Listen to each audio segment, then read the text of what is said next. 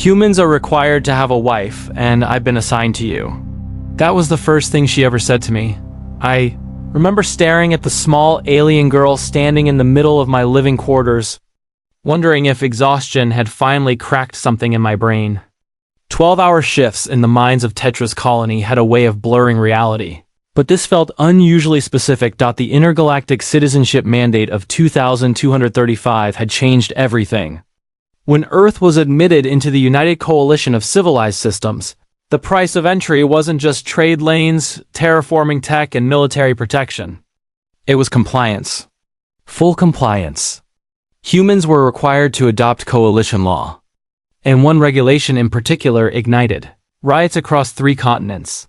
All non-native species residing on coalition-integrated worlds must be assigned a union companion. In simpler terms, all adult humans had to be married. People protested, some violently, but access to hyperlight trade, food replication, and planetary defense outweighed outrage. Governments folded. Resistance faded.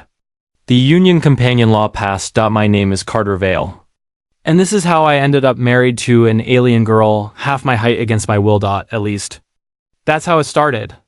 I lived on the moon Lyra, orbiting the gas giant Mavero 9. Tetra's colony was a mining settlement barely worth marking on most star maps. 300 humans. 90 aliens from various coalition races. I was the mechanical supervisor, which meant if something broke, leaked, or exploded, it was my problem. I lived alone in a modular housing unit and slept whenever my body shut down. I didn't date. I didn't socialize. Romance required time, and time was a luxury I didn't have.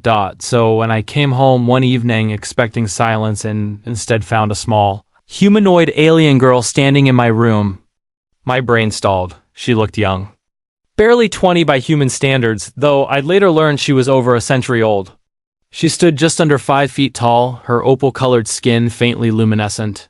Her eyes glowed soft blue, and delicate antennae curled above her head like wisps of living light.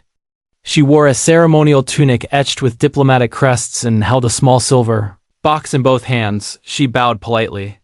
"Greetings. I am Alexi of the Nari Ascension line," she said in perfect English. "Humans are required to have a wife, and I've been assigned to you." I set my toolkit down very carefully. "I've been what?" She opened the box. Inside was an official coalition marriage authorization scroll. My name and hers displayed in multiple languages. Sealed in red and marked irreversible under Article 9 of the Union Companion Mandate. I was selected based on compatibility matrices, she explained calmly. Shared psychological markers? Low aggression profile. Tolerance for solitude. Your blood chemistry is also favorable. My blood chemistry? It indicates you will not reject pheromone integration. I sat down before my knees gave out. "I didn't sign up for this," I said. "I don't want a companion. I don't want a marriage. I fix machines. That's it." "No human applies," Alexi said gently. "It is automatic." She told me there was a 6-month cultural acclimation period. She wouldn't interfere. She would simply exist beside me quietly. That part turned out to be a lie. At first. She was exactly as promised, quiet, respectful, curious. She observed me while I worked, sat silently during meals, and reorganized my tools by conductivity and wear patterns instead of size. Annoying at first. More efficient, I later admitted. She cooked meals from nari starch roots and fermented protein gels.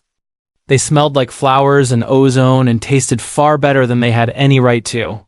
She never slept, entering meditative trances only once every 6 days, which meant she spent nights humming softly, oiling my boots or organizing data pads. Slowly.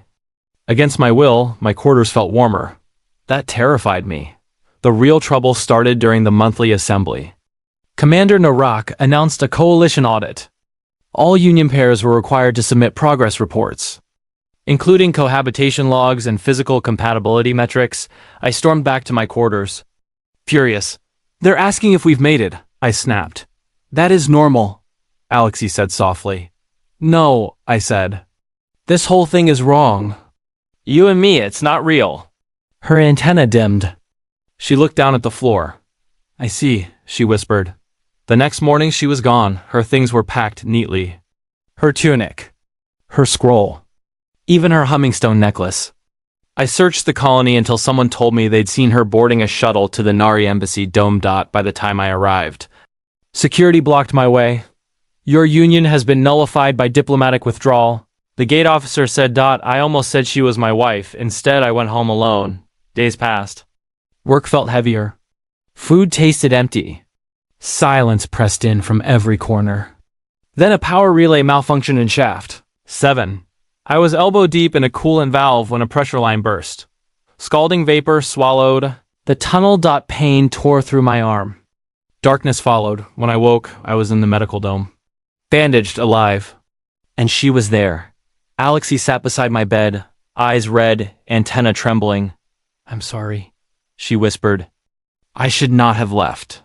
I thought you were gone, I croaked. I returned without authorization, she said. When I heard you were hurt, I swallowed hard. I was wrong. About all of it.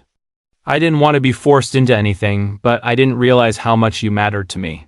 Her fingers slipped into mine, cool and gentle, sending warmth through my chest. You are difficult. Carter Vale, she said with a small smile. I get that a lot. Weeks later, we signed a second scroll.